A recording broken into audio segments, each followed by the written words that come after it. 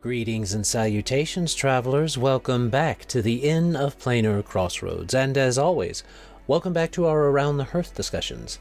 This time, we are discussing, well, the title is Bad Moon Rising, as you have seen from the title, from the thumbnail.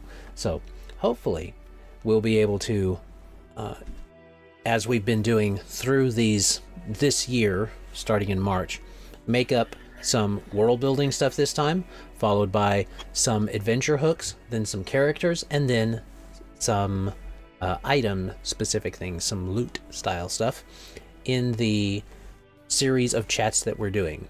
With this being the world building one, we're starting off with just that world building one. This is modern May, so the setting is going to be happening in the modern era-ish.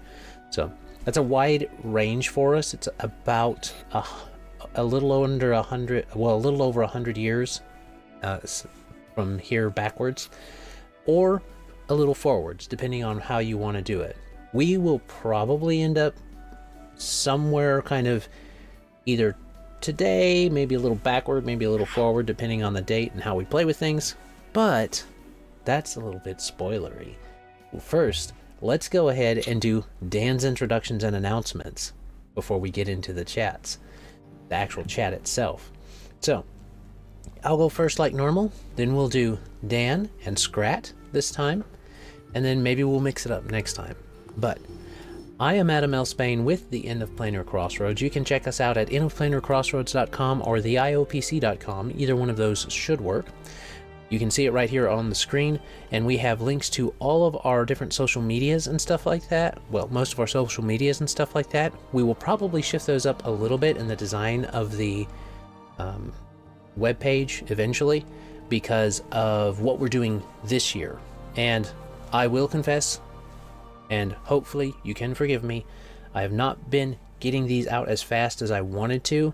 That's mainly because I should have given myself more time to do the designs on the pages themselves so that I could have the designs set, the graphical stuff set, and just pop in our text. But I didn't have that prepared beforehand. So, lesson learned, I will start getting those around first so that then we can put in the different things. So I'll need, if there's 12 months and we're doing 4 different pages each month, that means I have to design artwork around the frames for, well, 48 different pages.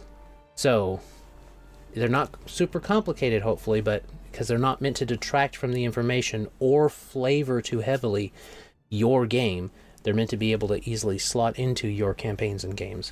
So I'll work on those first and maybe share some progress pictures of the blanks so that you guys can get an idea of what's coming down the line. But that's mainly what I'm working on right now, so that those can get done, the graphical part can get done, and then we can just start slotting in the information where we need to put it. So that's the current plan as of right now. You can let me know in the future if plans change. So that's me. What you got, Dan? Hey everybody, Dan from Avenue Studios. You can find us on avenuestudios.media for all the links. And we're doing actual plays. Let's see. As of when this comes out, we'll already have started our Eldemon campaign. So hopefully we join us for that. And then we're going to be in Monster May. So we're going to do a ton of one-shots in May and June with a bunch of people. So Saturday nights, love to see all of you there. Come influence the story and help us raise money for making Love, Death, and Monsters.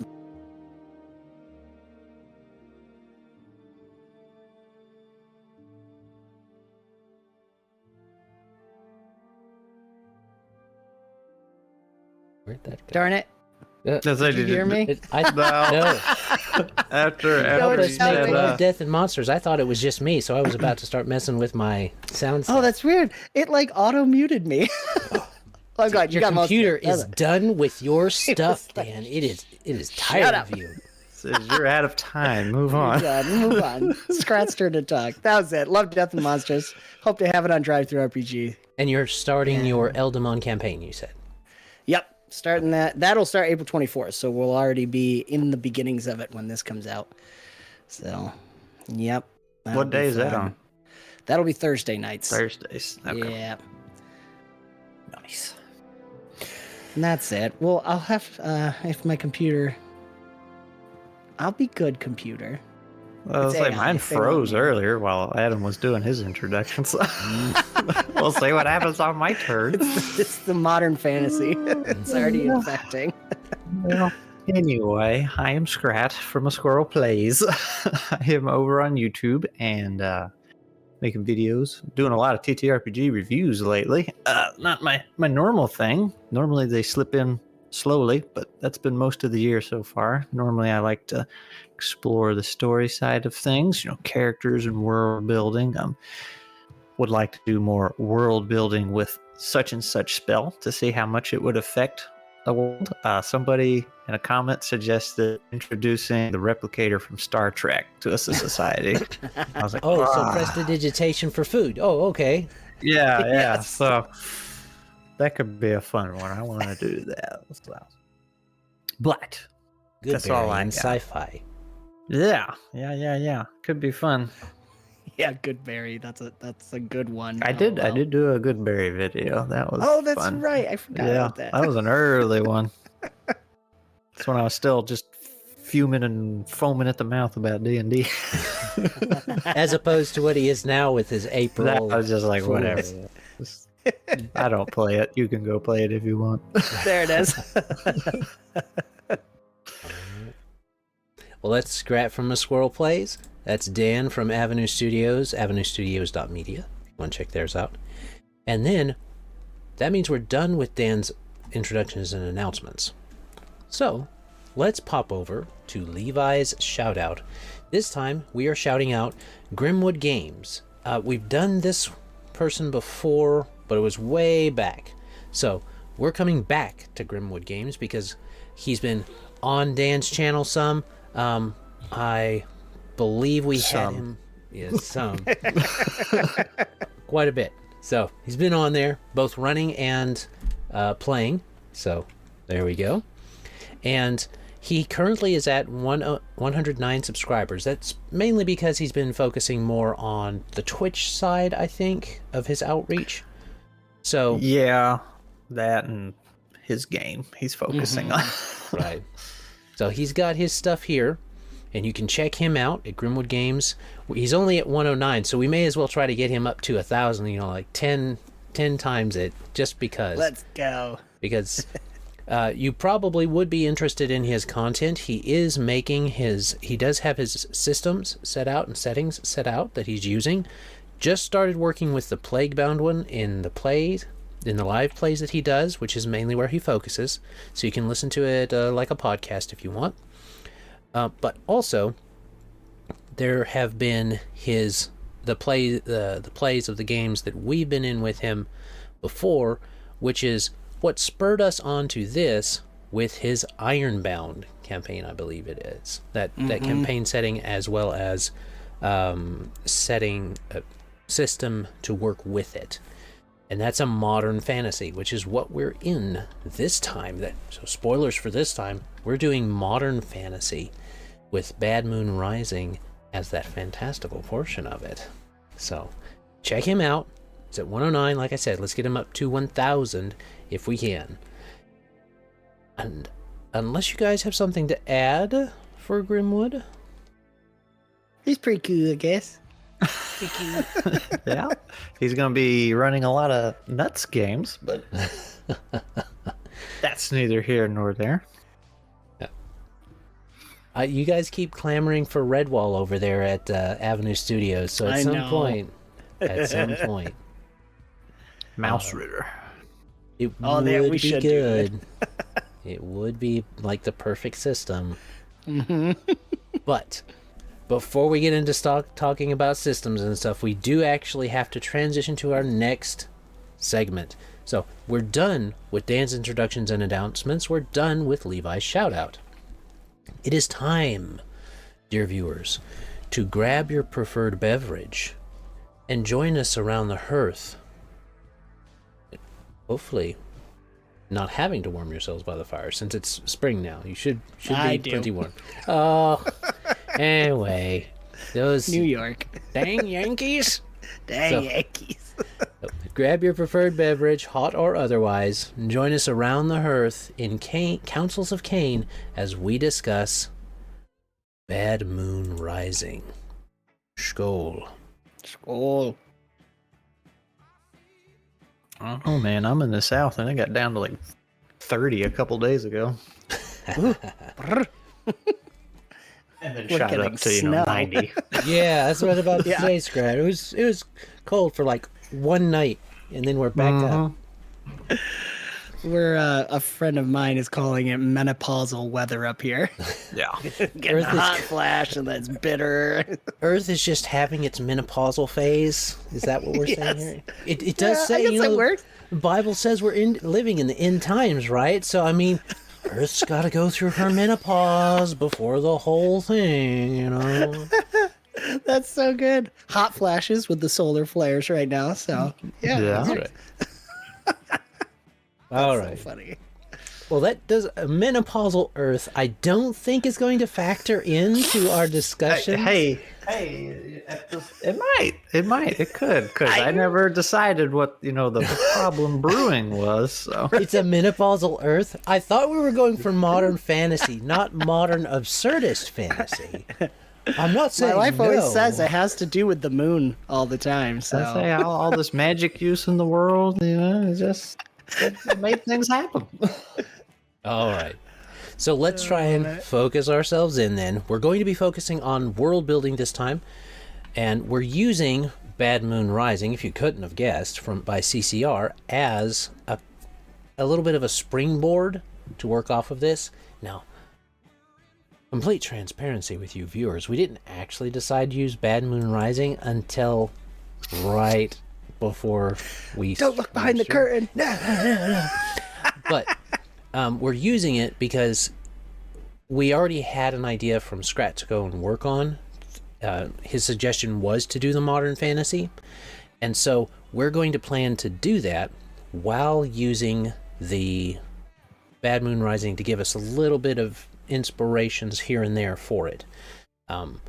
Before Skrat goes, and we'll let him kind of give his ideas while I fill the things in that he talks about, I do want us to look at the Bad Moon Rising, not necessarily the lyrics, but the history of the song, so that we can kind of use that as part of our stuff, because the song itself is pretty quick. So, Creedence Clearwater Revival have a sense of impending doom in their 1969 hit, Bad Moon Rising. The song was the lead single from Creedence Clearwater Revival's third studio album, Green River. The song reached number 2 on the Billboard Hot 100 singles chart and number 1 on the UK singles chart for 3 weeks in September 1969. Lead singer and songwriter John Fogerty told Team Rock that the name Bad Moon Rising came from a book of song titles that he kept. He said, "I don't even know what it meant.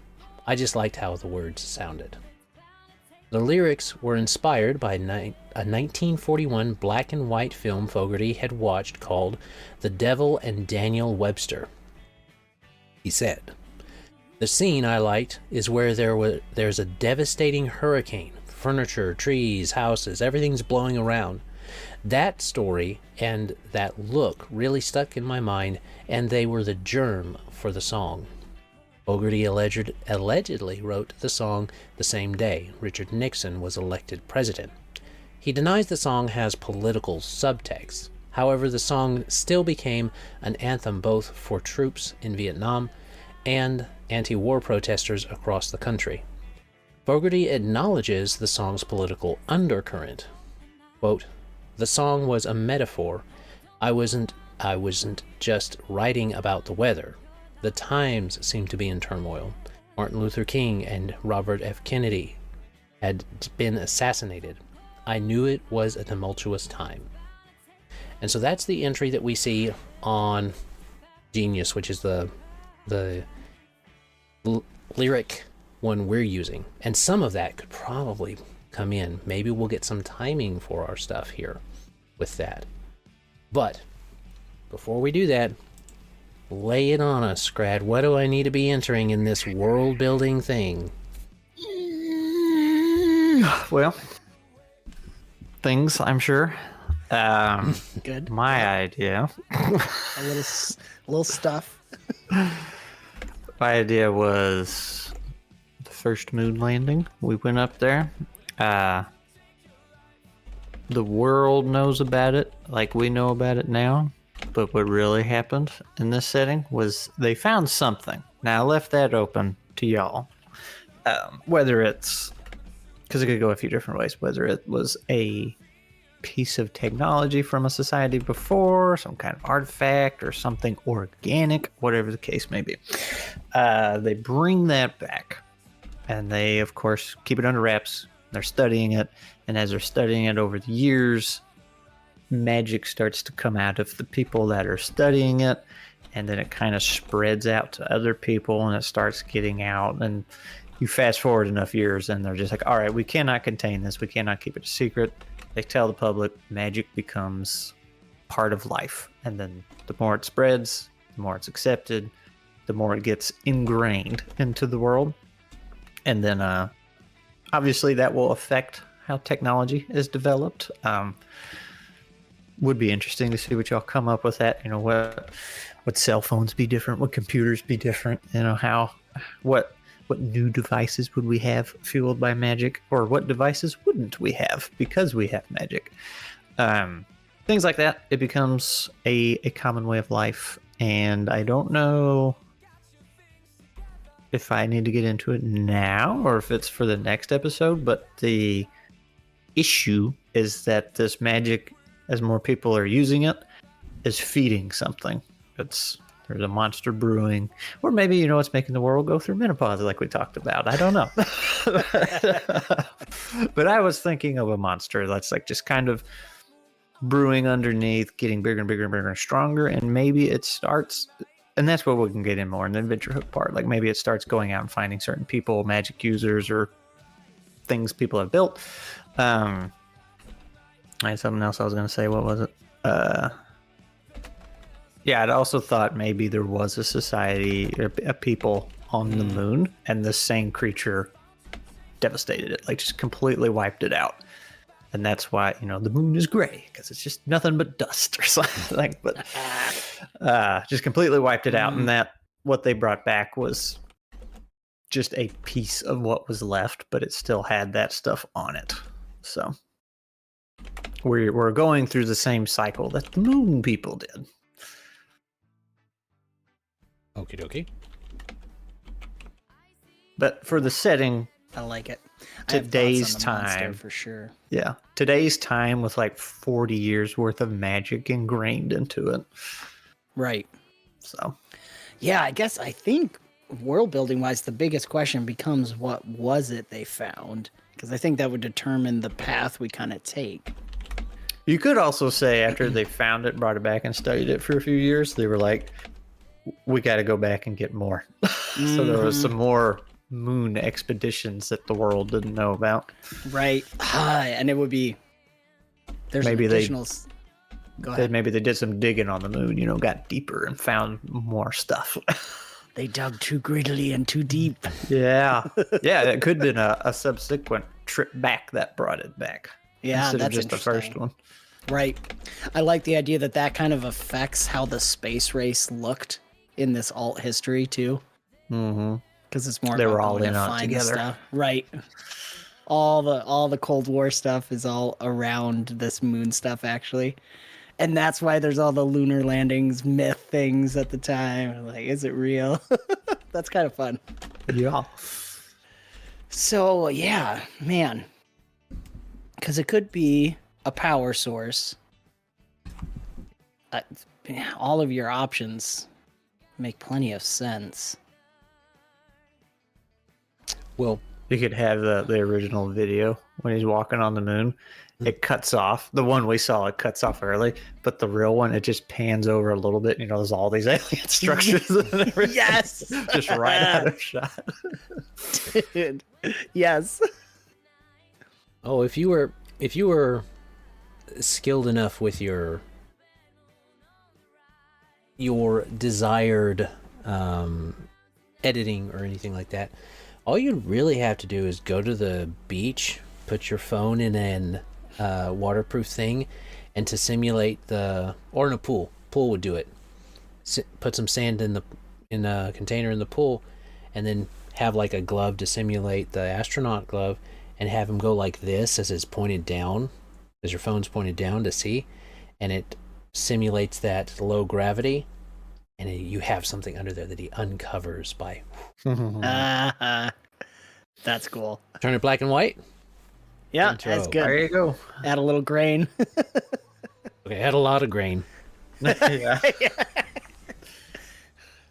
But okay, so we can throw some things in the GM notes. We usually, viewers, try to put a starting locale, a mid-ish kind of game locale, and then not necessarily the final place, but a kind of later game area on the third locale. So what are we thinking for locale 1, 2, and 3? And do we want to draw on anything from the song for this? I had two possible thoughts. I'll just throw them out to you guys and see if either of them spark your interest. And the way they connect to the song is the names, because I have an underground club called Credence, where they play with magical drugs and drink and music. Could be an interesting place, which is more urban. So I was leaning into the urban fantasy there. They got arcane elixirs, and I don't know if we are we still going all human? Probably all, or is it like, yeah, all human, but just magic is everywhere. Yeah. So you could have some real fun with the versions of goth or whatever with all the different magic. The other thought I had was on total opposite spectrum is this town called Clearwater, maybe in Alaska or something. That's a small town where a murder has occurred that may work its way into the story somehow. But it's always fun. I don't know. Alaska's always fun with the sun and everything and playing with monsters. It's pretty classic. So I don't know if either of those spark any ideas from you guys. I was envisioning a very busy city. City, okay. Yeah. But As a starting point, or as a where the majority of it takes place. It could also be the starting point, which we'll see in the adventure hooks. Like when they first see the monster. It's downtown city or something. But I do kind of like the idea. You could have a fun adventure outside the hustle and bustle. It's like this small town that just never really adopted magic. It was just like, yeah, it exists, but think of the small town, kind of like right. The 90s, early 2000s that still hadn't picked up computers very well. Right. So, I like that. Yeah. Okay, so are we thinking then that I'm envisioning, and you guys can kind of rein me in if you want, like the visuals of this I'm sensing is that because we didn't develop the smaller versions of technology, instead we used magic, the chunkier kind of designs from the late 60s into the mid 70s of what computers are supposed to look like and stuff like that might have stuck around. So we have like this retro 70s futurism kind of brought in. I kind of like that. I don't want to go like Fallout, go a little bit farther forward like you're saying. I'm blanking. When did you say Blood Moon came out? 69. Is that the 80s? 69. Okay. So you're Bad right in Moon there. Rising happened on 69. The same thing that happened was MLK and JFK being assassinated that year, and that was the moon landing year. A lot of stuff happened that year. That's kind of cool if we kind of link it with the moon landing time period and we never progress the look of technology. Right. I think that Or Yeah. just makes a lot a of fun. drastic left Right. turn instead Yes. of right. Right. That's kind of cool. So it's not as chunky and big, but it's still So we're there's this, past what is it? The tubes and everything, but never get to the to microchips. right, because you don't Maybe. need I to. mean, it could have gone mostly the same and just But it's people have magic the stuff. magic in them. Right. All like So, Dune sort of thing. firefighters could be totally different, but computers are the same, right? Like instead of having a truck full of water hoses, like no, we can just make water. Right. So now they all have motorcycles instead of a big fire truck, so they can get there faster. Just Well, so you could. It depends on how much you want to bring down the size of the technology. So if you want to kind of keep a chunky aesthetic while bringing in modern sensibilities with its capabilities, so having the internet without having to microchip and get really small, you can maintain the aesthetic by saying that to be able to access the magic, there has to be allowed space between this component and that component of the incantation. It has to have, and if you're mixing it with technology like full-on magitech, then you can say that this symbol needs enough space away from this other symbol in order to then interact at an appropriate thing. You're breaking it down, the magic, into a science in and of itself. So you could have this almost normal looking 70s fire truck, like using that example, but instead of maybe a big tank, it's got instead this glyph underneath a tank that glows, and it, I don't know, goes to the plane of water, and it starts to just shoot water into this container, and then it pressurizes it through the hose and stuff like that. And you can have all these weird, familiar but different designs to everything. That's interesting. And world building wise, what do you guys think about then? If it's that, it's almost a language, and it's multiple things that you found on the moon. I like what Skrat was saying before, the civilization just there panning over. So it's almost like they brought back. We could get right into it, like an AI sort of thing. Like we're Like the what's it movie called? Moonfall. Yeah, kind of. I can't think of it. What's it? Reverse engineering. So we don't nobody fully understands how it works. Which is the classic thing, right? We know a cell phone and a computer work, and we kind of get the idea, but we don't fully understand. And then that's an easy tie-in to some kind of monster or something, for sure. Which could be cool too, the more you use it. Like Skrat was saying, the more you use it, so the more technology, magitech is expanding. It's waking back up or getting more powerful, growing back from where it was.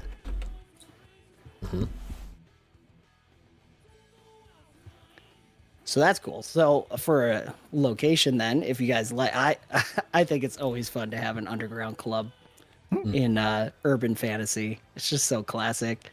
And you could have, like Scott was saying, wanting to see the monster for the first time. Maybe there's like people talk about having a bad trip from some kind of magic drug, and it's one of the PCs could come to discover. It's I did have the thought. I think it's in my adventure hook notes.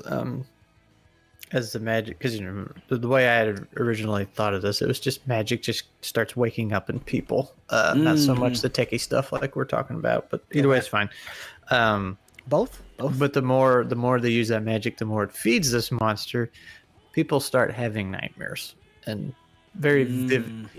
They're having the same. Yeah, they have the same nightmares. Like people are seeing the same thing, and they're kind of seeing visions of that monster and what happened on the moon and everything. They don't know it's on the moon, and they don't know what the monster is. But that's kind of, if you want to do the more mystery kind of thing, like that's your hook. It's like, why are all these people across the globe having the same dream? Because they're it's same dream tied to too. the monster. Yeah, It is That's Cthulhu. fun. That's Call of totally Cthulhu. All right. So a monster in the moon. So Are we wanting to make this monster something we stop or they face? Your call, man. It's your venture. I was thinking of a big bad blob we could fight, but that's because I like a good boss fight. Well, that's not to say we wouldn't have big boss fights. It would be more like, is the boss fight against the big bad, or is the big bad you need to stop? Like, if we're saying something is trapped inside the moon, like if that's one of the things we go with, and letting it awaken is going to basically, it'll wake up and eat the earth or something like that, and go to the next planet maybe, in the aeons that stretch forward. Could be the end of magic on Earth. That's what gets rid of it. Or getting rid of it gets rid of magic at the same time. Mm-hmm. Mm-hmm. And then you have a mini semi-post-apocalyptic period there, because a lot of your tech is no good anymore. Oh, you could do, like, if we play into the conspiracy idea, you could do it in such a way where you're like, oh, not if we get rid of this, there's a way to do it, and there's a way for no one to realize, but we have to use the magic in such a way that it resets everything backward in time, and we shut down the discovery of magic as a whole, like being the thing that's done, as make it as if it never happened, and now we're living in that timeline. Yeah.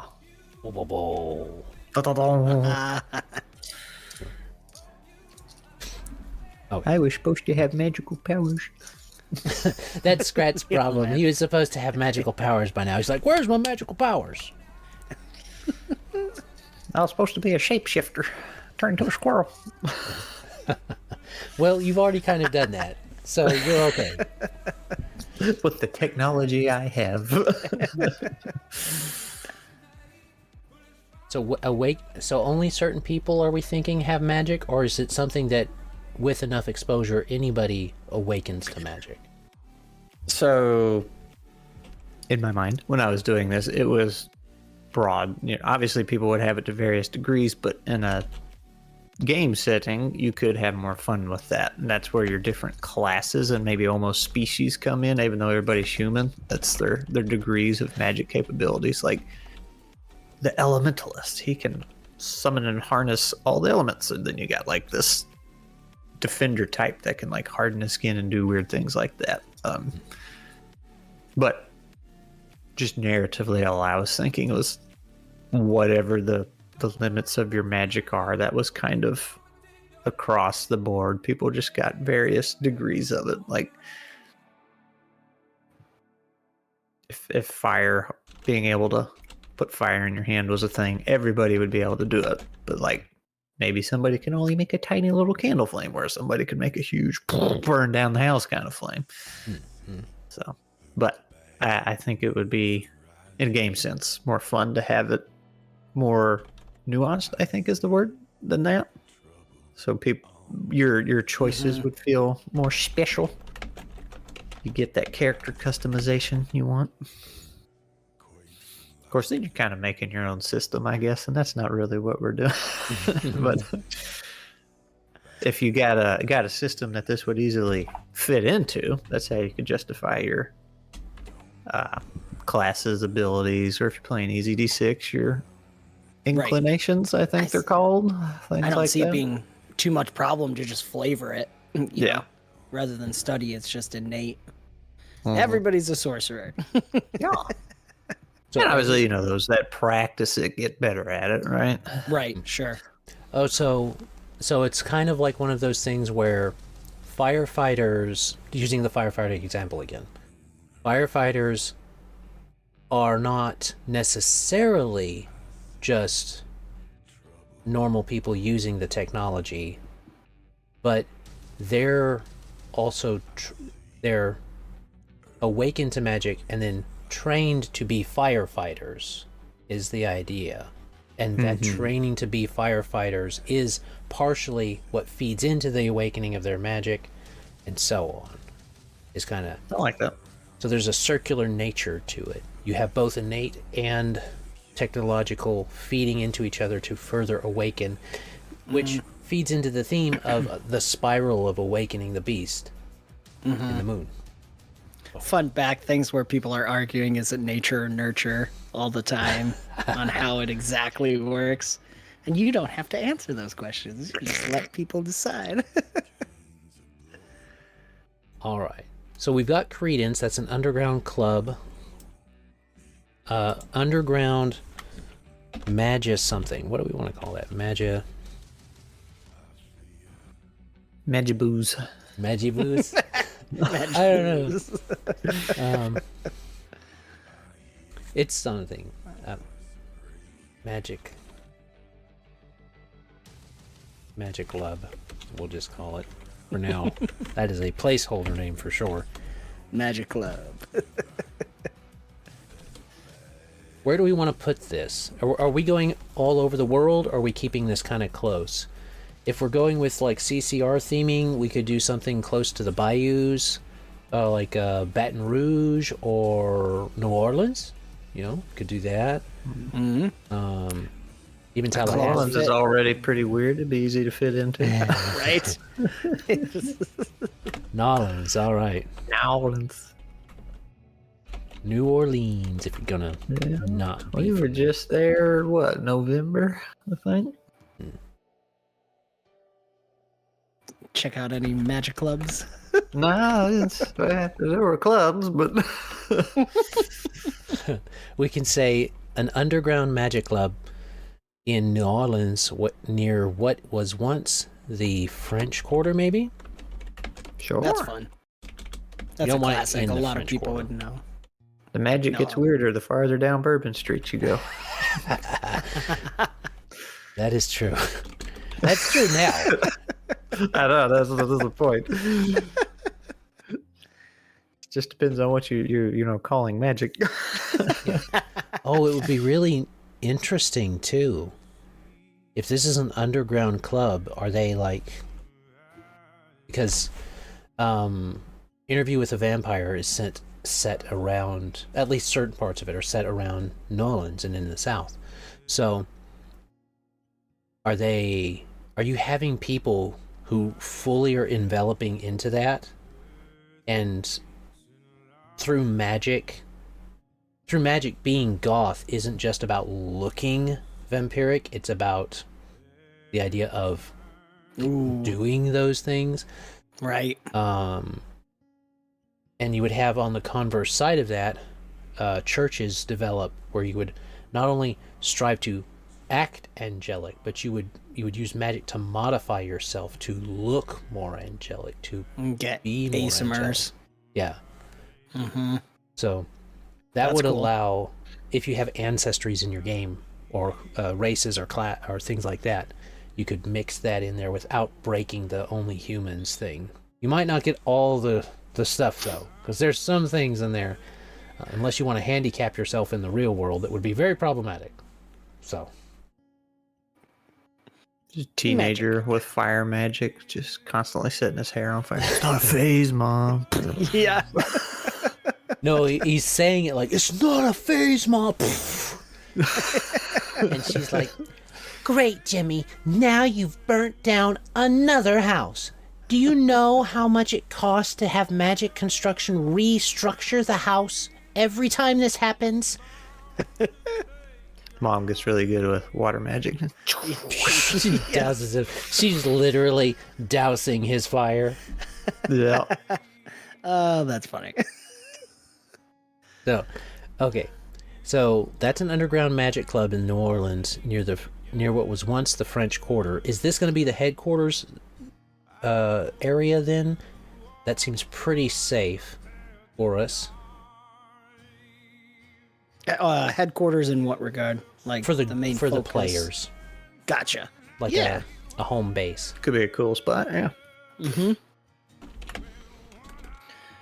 Maybe one of the adventure hooks brings people there too, if any PCs want to be from elsewhere. So you get that news, like everybody's getting these dreams.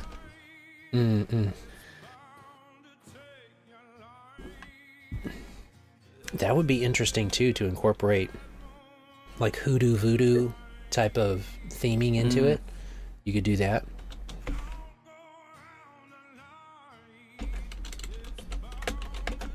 Let's say, we don't really have a spot for that in our new format and layout, like what players play as, do we? Because we got NPC episode where we all make somebody they'll come across. Right. We haven't made like pre-gen ideas because the idea is to allow it to be open enough where you can slot it in. Like if someone wanted to slot this into a Call of Cthulhu game, they could. But if someone wanted to slot this into Ironbound, they also could, with just adjusting the way the tech looks and stuff. Yeah. And so the idea was not to tell the players what they're doing, but to give the GM things for the players to do.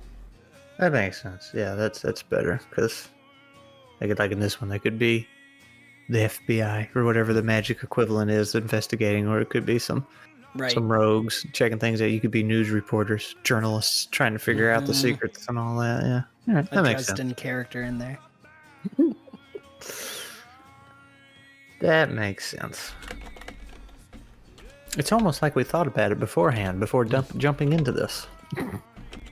That's silly. Yeah. Well, this time maybe it is. I love this. I love the idea. Ooh, that would be good for a club too, right? Yeah. Do this stuff at night, because they have little magic back rooms where you go back there and cast spells or whatever, but you're contained because you don't know what's going to happen. That's pretty fun. Gives you a rush. Oh, yeah. I really like that. There's something cool about the moon is always calling to you in a way. It's not actually the moon, it's what's on the moon or in the moon. In the moon. The man in the moon. That could be... Ooh, that would be good. The awakening not of the monster in the moon, but the man in the moon. I did think it could be cool, and I'm kind of pulling from Halo lore a little bit, but that the monster could be actually what's left of the previous civilization, but it's been so long encapsulated or whatever, or is ascended to some different level where it's just the sin of that world left over. Grave mine, don't you? Basically the grave mine, and where it comes from is the precursors. They got left in this state, right? And then they just became basically sin embodied. Yeah, that's one of the better lines. I'm a monument to your sins. Yes. Oh my gosh, I love that so much. But that could be a cool thing where it's they killed themselves basically, and now just repeating it, and it's just feeding into what's naturally innate, which fits with the magic too, and why there's this innate connection to the magic, and the magic seems to just accentuate innate things in you. You could also say, the people of Earth got started by the moon people. It was they shot a couple people down there or whatever, get things started. Started them over from scratch. One big party down there. Get things going. Do what you got to do.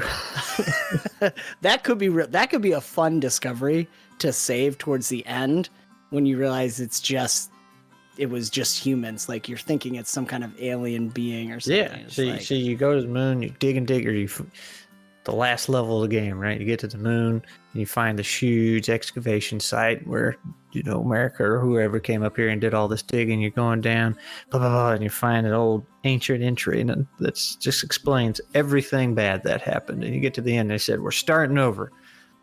We're sending, or it's a journal entry.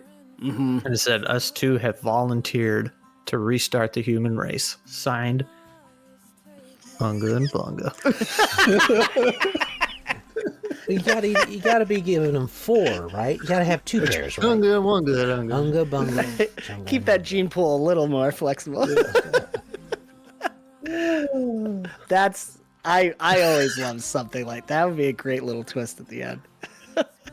Oh, okay. So we actually do need to wrap up our discussion about the locales. So Yes. Credence, that's an underground magic club in New Orleans near the French Quarter, what was once the French Quarter. This can serve as the home base for several of the players' adventures. Clearwater is that something we want to do? With Man, it's do we want to keep, like I said, are we going to go right. across the world, or are we going to go instead kind Stay of keeping tight. it to the state or to the country or the general continent? How far magic is spread, or where the game takes place?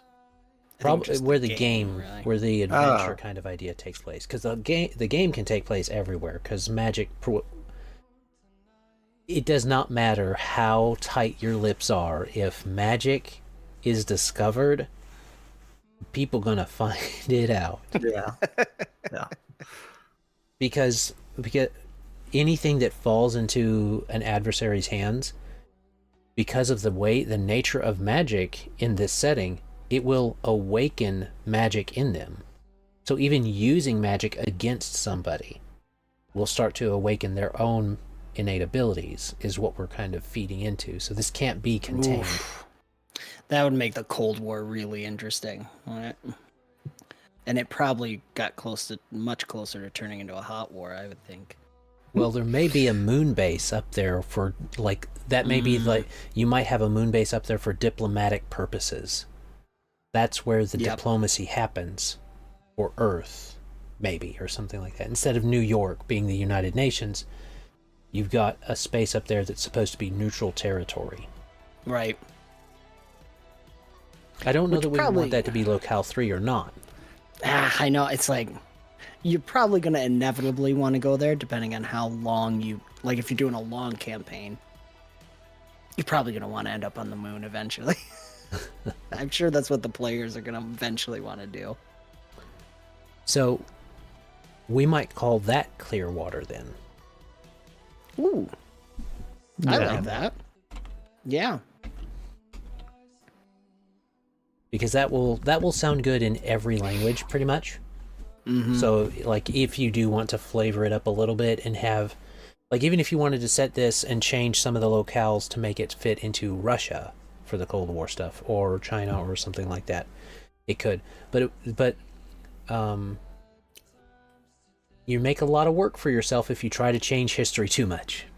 So, you don't have to change a whole lot. You just have to change how maybe America ended up winning out because they first got there to the moon and were first exposed and the first to get, just like we were first to get nukes and use them, we were the first to get and use magic. But in doing so, it awakens it worldwide because people become awakened to it, and then other people start using it without understanding it fully, and so on and so forth. Yeah, the nukes is a great analogy for it. So, And North Korea is still there being a problem.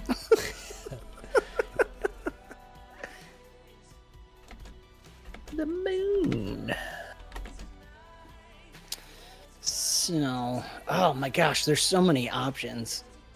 Was there anything, Skrat, you think with the adventure hook ideas you have where a good location we could pop in for number 2? Nah, like I said, I was just, when I was tooling through this, I was just thinking of a big city. That's where it all took place in. Just so you could see the biggest impact of magic, right? Like, you're not going to see too much out on a farm or something. It's like, no, the big city where it's all hustling and bustling and crazy. technology's at, the top or whatever. So then either we could go like flip side and if we've got the underground club, it's the dark side, the dirty side, what's the like high class opposite of that? That could be another good location. Like maybe some major. Did we put on the list the small town that kind of got left behind, or did we even want that? We still could do that. So, like, That'd be kind of fun to see somebody See who's the album. barely able to use it or anything, barely has any of the tech out there. Mhm. You know, kind of like, I don't know, I'm sure we're all similar age here. Like, you probably remember a time where you walked in and somebody still had mountains of paper in their workshop or their place of business, and it's Yes. like, there's an upholstery shop right over here that does not have a single computer in it, and there's just papers everywhere. And I went in there to get something made, and he just It's like digging through all the papers and started writing something down. It's like my dad. He writes notes, hand writes the notes, and then takes a picture of it to have it on his phone. mhm. And Yeah. I'm like, why don't you just type? There's a note app. He's like, nah, and he's probably right, but that's another discussion. Well, for memory purposes, he kind of is. Right? That's Yeah, that's what I'm I can understand that. I've tried just doing the note cracks thing me on digital, and it don't work. It doesn't feel the same. I mean, yeah. Anyway, that was a different. We could go on a whole tangent. So then, yeah, I guess that is kind of the opposite then of the whole city. Is Kind of like an old mountain town or something. Keeps to Right. itself. what could be interesting there? Nobody's getting the dreams there, or maybe just one. That person could is also be doing your it. clue too. Like the Right. monster's drawn to more magic oriented or magic heavy things, like the big city where it's just everywhere, and then you get out to this no man's land, and you're like, well, why did down here? Yes. As a descendant of farmers, I like this. The big city's terrible. Don't go there. So, how about Green River? Because that's That's the fun. studio album. Ooh, I Okay. love it. Yep, So, that sounds like a little town. so Green River, a town that magic seems to have forgotten. Not only. Let me finish typing this before I actually say it. So, You could probably get. There's like some kid that left there that's, wasted in the club all the time that talks about it. Thinks he should go back. Nobody seems to have the problems they do out here. Country hicks are too stupid to have problems. I don't know why it's really fun to watch Adam type. because it sounds like Mesmerizing. it sounds like a cyberpunk deep hacker. And really, And I it's can just a see bunch of it. mistakes. And then there's Skrats, but Google Docs is kind of fun. Just watching everybody's things bounce around. Did we want the Clearwater to be on the moon, or that was a space station? It could be I a like a space space. station, or it That's could be Space on the station might moon. be a little easier. They just get on there and don't have to put on spacesuits or anything. So It kind of lines us up time-wise with current time. I could also. That's like another layer of secret too. Like the space station's already a secret, but you don't get to see what's on the moon. So, Mm-hmm. so, I like that. Yep. And then theoretically, for the governments, they have to go to the space station first, and certain people are assigned and then allowed to go to the moon. That could be a whole thread line if you wanted to, of like trying to get selected for the group that's sent. This is both fun and huge. Like there's so much you could do with this. yeah. That's whole book you could write here. Yes. Yeah. Says the author. See. Yeah. Buy his book today on Amazon. Link in the description. Yeah. Okay, I gotta finish Green River though. Put some vampires on the moon. I mean, you know. Can that be our comment? Okay, put some What's the vampires on the Vampires moon. on the moon. That's the comment. That's good. I like that. This is 3 fun locations and you can do a lot in between. Say, I don't think it was. I gotta find it. Somebody sent it to me a while back. It's like the dumbest book concept I'd ever seen. You look that up. So, for you viewers, Green River is a town that magic seems to have forgotten. Not only do the people have little to no interest or aptitude for magic, but they also have none of the troubling dreams. Perfect. And this could be something where it might be fun to not have this just be something that's with the town, but something that perhaps the players could... The players might want to go here so that they have protection against magic. Because maybe there's something here in the town. Like something from Unga Bunga Chunga Mwunga. You know? Chunga Bunga! There you go. That could be fun. That could legitimately be fun. There are two powers at war on the moon. And the other thing that works so well, too, is the players coming from the city, all probably with magical abilities.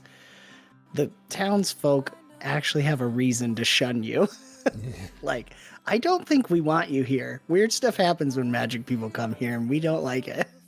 Well, it would even be fun if, because of whatever's here, maybe it's a certain type of thing that is from Chunga Bunga Unga Nwunga and Unga Bunga Chunga Nwunga.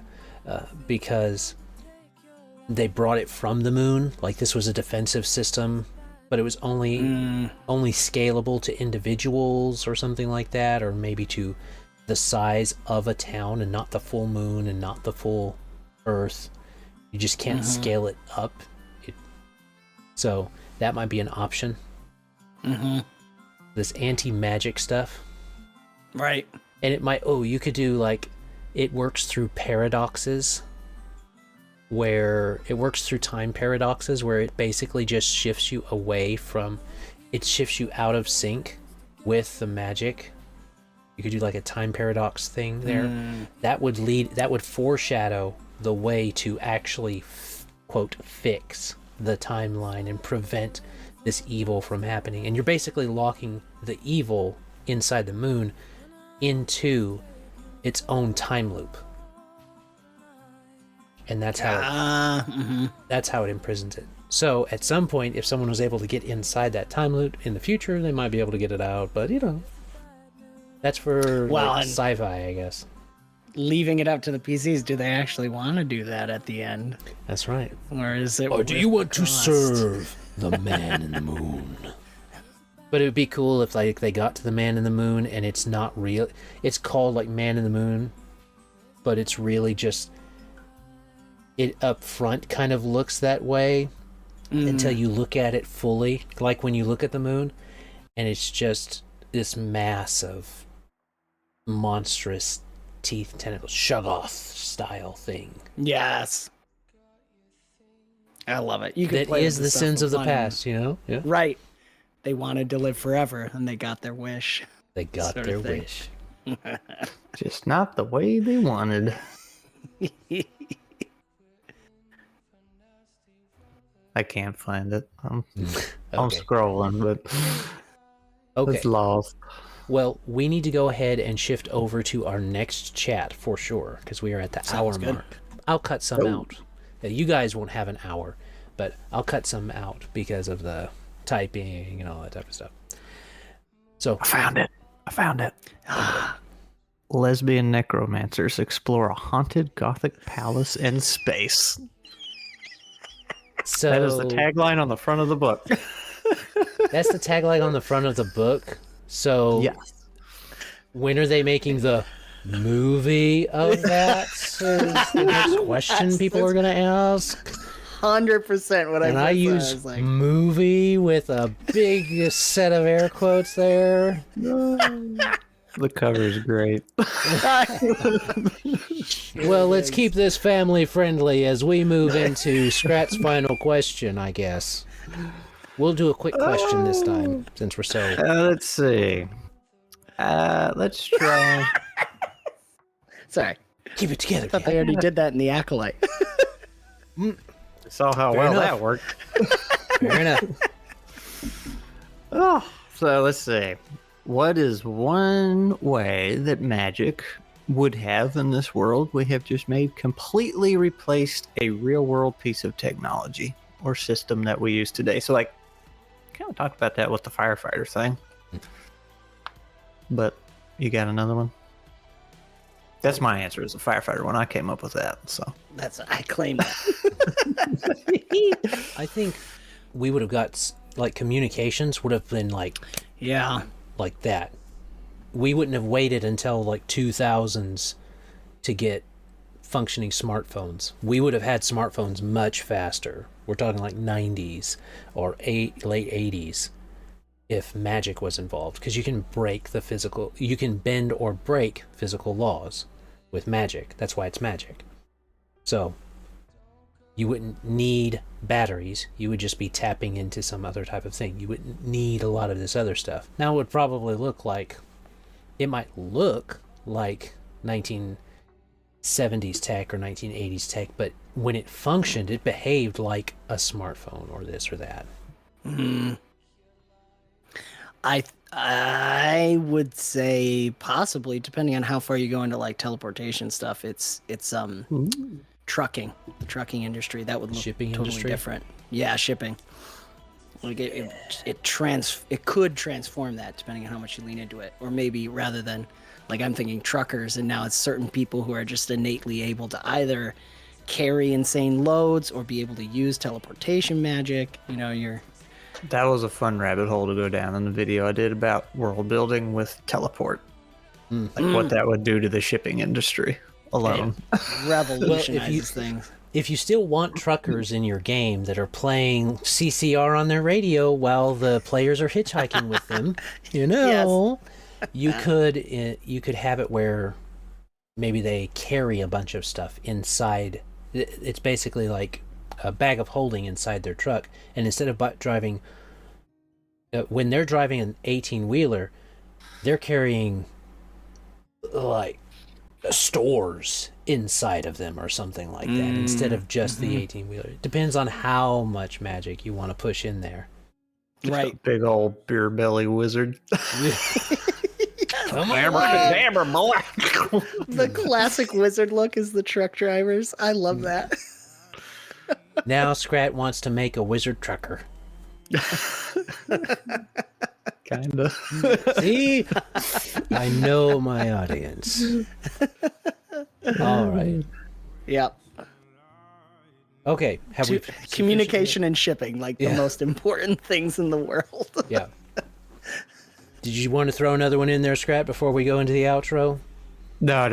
That's good. One question's enough. All right. So we hope you've enjoyed, travelers. This is usually our longer one. The next ones will be a bit faster, most likely, because we'll be talking about the adventure arcs we've already been leading into. So, we hope you have enjoyed. Check out Grimwood Games, who's at 109 subscribers. We're trying to get him up to 1,000. Let him know we sent you. Yes. Check out Skrat with a Squirrel Plays. He's got a bunch of stuff right now. I'm not caught up yet on either one of these guys, but, life is life. Gotta get stuff. So, check those out. Check out avenuestudios.media if you want to see them, their stuff. And the Inn of Planar Crossroads, or the IOPC, to find our links. As always, have a great day. God bless and enjoy. Bye. Bye.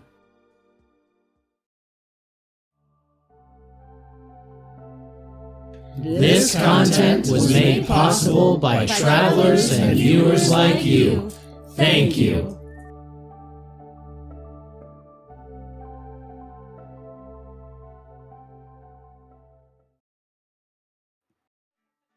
Okay. We need to pick out media inspirations, like a few days before we start. Yeah, sounds good. That's the book cover? That's the book cover. So did you put it in chat? Lesbian necromancers and explore a haunted gothic palace in space. I mean, should have made her blue-haired. To be fair, that sounds cool except for the lesbian part. Like, what? That doesn't have anything to do with what I would be interested in looking at that for. Like, gothic space castles, that sounds kind of cool.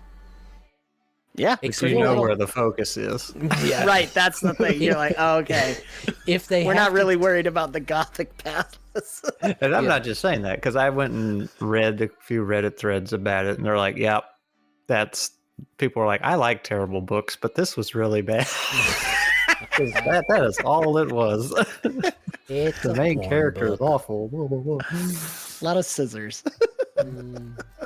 All right. Before we dive too far down any of this rabbit hole that Skrat decided to share with us, I'm going to stop this recording. This is a bloopers good. for sure.